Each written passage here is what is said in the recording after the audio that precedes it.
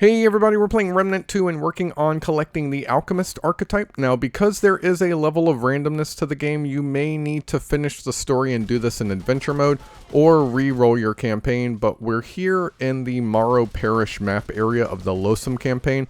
This was the first area in the Losum campaign for us, and from here there are a series of events that need to occur before you receive the Philosopher's Stone, which ultimately gives you the Alchemist Archetype. We're looking for sewer openings that exist in various spots along the walls in this area.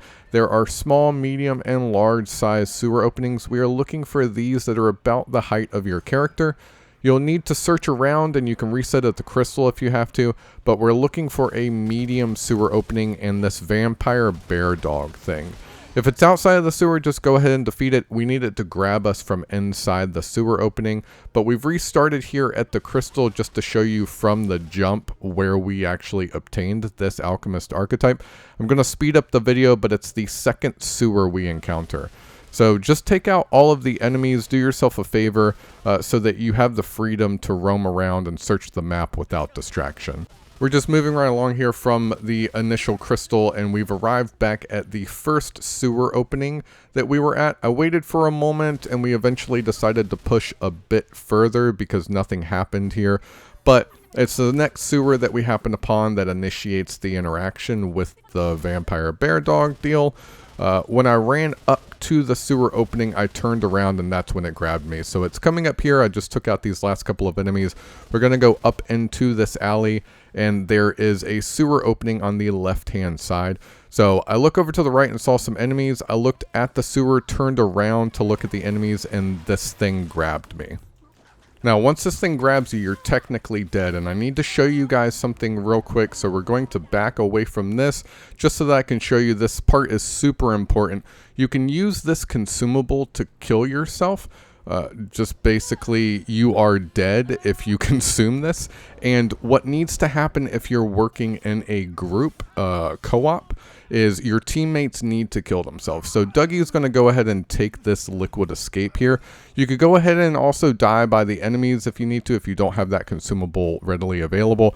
But either way, everyone needs to die as soon as one person is pulled into the sewer. If you're playing by yourself, not a big deal, but everyone needs to wake up in this bone pit. If you reset at the crystal, it's going to respawn your teammates, and you're going to have to do this all over again. So once someone gets pulled into the sewer, everybody else dies.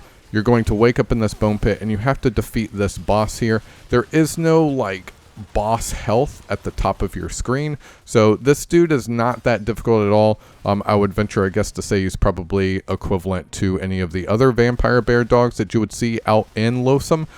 He does run into the sewer and then pop back out and regain some of his health. But again, not too difficult. You're going to get this mysterious stone as a result of beating that dude. At this point, we have what we need. We're just going to move forward out of this area, and conveniently enough, this is still technically Morrow Parish, so you can hop out of here back into the regular map area and go back to a crystal, go back to Ward 13 is what we're doing here. We're going to make our way up to Wallace. This is where you get all of the archetypes. You're going to have some sort of material to trade in for the archetypes. That's what that mysterious stone is for us.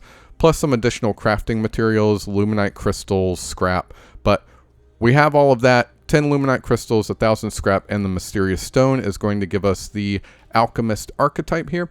And once we trade this in, I'm going to go ahead and set it to my character and show you guys what the skills look like. So we're going to do that now. Just go ahead and throw it up into my secondary so you guys can see what that looks like and all the skills related. So essentially what the Alchemist does is they throw vials. So you can either throw a vial down at yourself, or you can launch a vial by holding and releasing, and you can launch it at your teammates. But this is essentially going to be for you and your group. Stone Skin, which is the first skill, is going to be damage reduction, so it's more of a defensive skill.